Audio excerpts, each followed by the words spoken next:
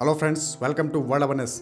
Defence acquisition council, जिसे lead किया था डिफेंस मिनिस्टर श्री राजनाथ सिंह ने, उनके द्वारा अप्रूव किया गया है 3 इंडिजीनियस वेपन को, जिसे हमारी फोर्सेस को दिया जाएगा।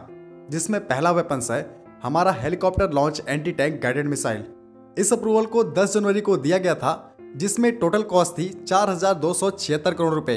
इन 3 वेपन्स में से 2 वेपन्स आर्मी को दिए जाएंगे और 1 वेपन इंडियन नेवी को दिया जाएगा। अब हम आइए आपको बताते हैं Helina anti tank guided missile के बारे में, जिसे इंडियन आर्मी के लिए परचेस किया जा रहा है। इससे पहले मैं आपको कुछ बता देना चाहता हूं। आप ये देख रहे होंगे कि इस समय लगातार हमारी फोर्सेस के लिए नए नए वेपन्स और इक्विपमेंट्स खरीदे जा रहे हैं और पिछले साल हमारे द्वारा कई सारी मिसाइलों का टेस्ट भी किया गया है। तो आखिर अब हमारी गवर्नमेंट इतनी फास्ट ट्रैक पे कैसे काम कर रही है?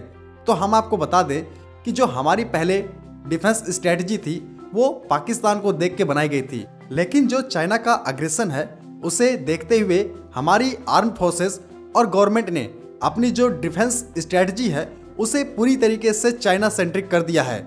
इसीलिए हम लगातार नए नए वेपन्स को खरीद रहे हैं ताकि चाइना को काउंटर कर सकें। तो अब हम बात करते हैं Helina anti tank guided missile के बारे में।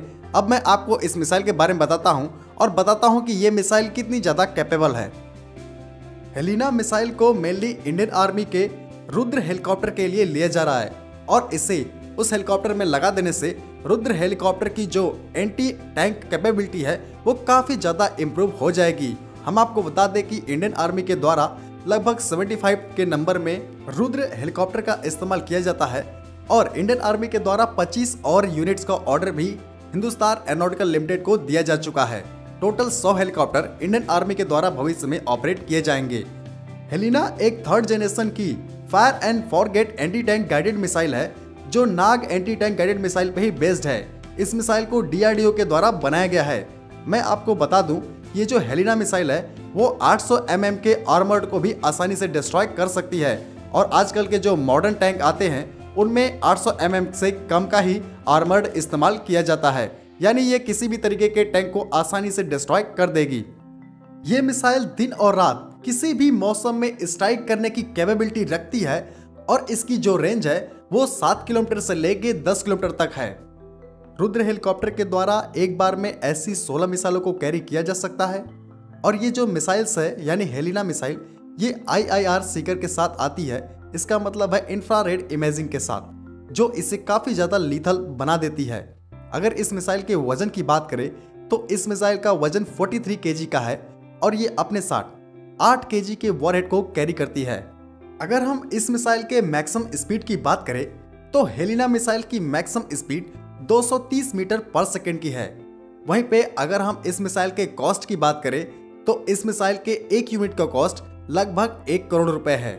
चूंकि इंडियन आर्मी के द्वारा बहुत बड़े नंबर में हाल रुद्र हेलीकॉप्टर का इस्तेमाल किया जाता है, लेकिन उनमें कोई भी एंटी टैंक गाइडेड मिसाइल नहीं लगी थी और वो अपने एंटी टैंक रोल की जो कैपेबिलिटी है उसे लैक कर रहे थे। लेकिन अब इस मिसाइल को लग जाने के कारण उनकी जो एंटी टैंक कैपेबिलिटी है वो बूस्ट हो गई है, यानी वो अब अच्छे तरीके से एंटी टैंक ऑपरेशन को अच्छी तरीके से परफॉर्म कर पाएगा। जैसा कि आप देख ही रहे होंगे कि पिछले 1 से 2 सालों में चाइना का अग्रेशन बढ़ गया है और वो इंडियन बॉर्डर पे टैंक्स और कई तरीके के अलग अलग वेपन्स को डिप्लॉय कर रहा है और इंडिया की मजबूरी हो गई है कि अब हमें उन वेपन्स को काउंटर करने के लिए अपनी फोर्सेस में भी नए नए तरीके के वेपन्स को ऐड करना पड़ेगा।